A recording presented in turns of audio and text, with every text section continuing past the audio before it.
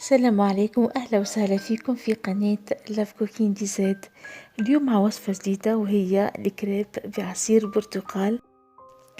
وصفة فرنسية رائعة لكن غير معروفة، وبالنسبة لي هي أحلى وصفة للكريب، خاصة للناس اللي محبوش الكريب بالشوكولا ميكلي.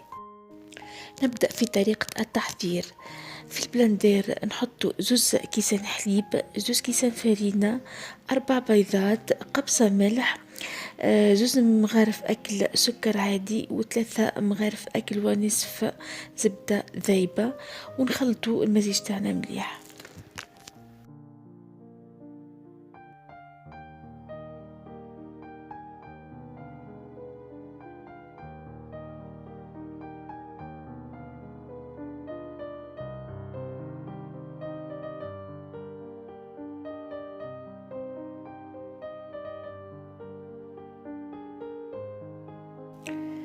نصفوا المزيج للتخلص من كل الحبيبات، ثم نهزوا كمية من المزيج تاعنا ونضيفوا له ملعقة صغيرة من الكاكاو.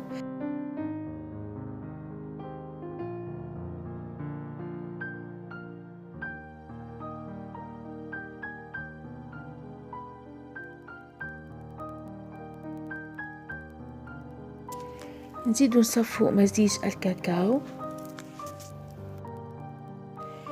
نسخن المقلاة الخاصة بالكريب، ومن بعد نشكلوا خيط حلزوني بمزيج الكاكاو، ثم نصب عليها عجينة الكريب ونطيب كل وجه لمدة 2 أو 3 دقائق كما في الفيديو.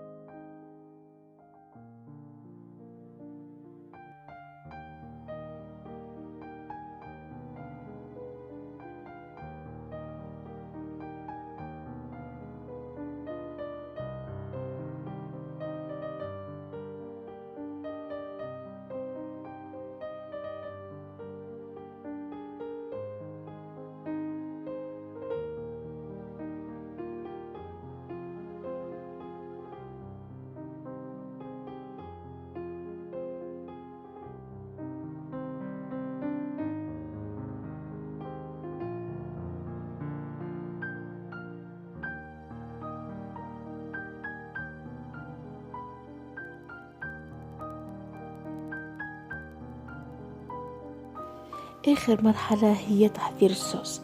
في وعاء نحط كيس سكر ونخلوه يتكرمل، ومن بعد نحط عليه مغرفة كبيرة زبدة ومبشور البرتقال. نخلطه مليح، ومن بعد نزيدو لهم 1.5 كيس عصير برتقال وكيس فانيلا، ونبقوا نحركه حتى يذوب كل السكر.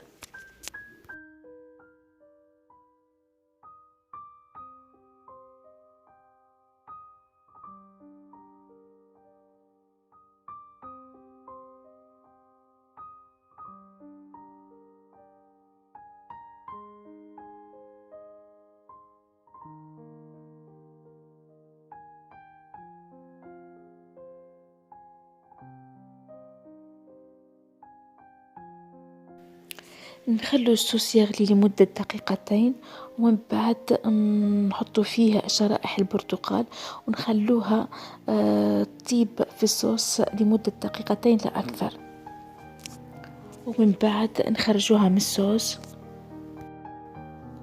ونطفو النار.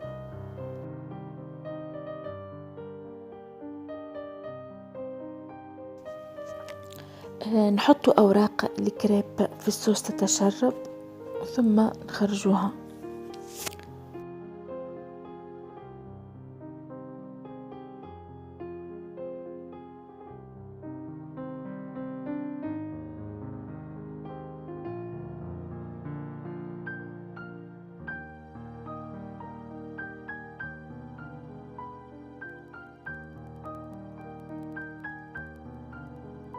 في الأخير نحط أوراق الكريب في صحن التقديم ونسقوها بالصوص المتبقي ونزينوها بشرائح البرتقال والجوز كما في الفيديو.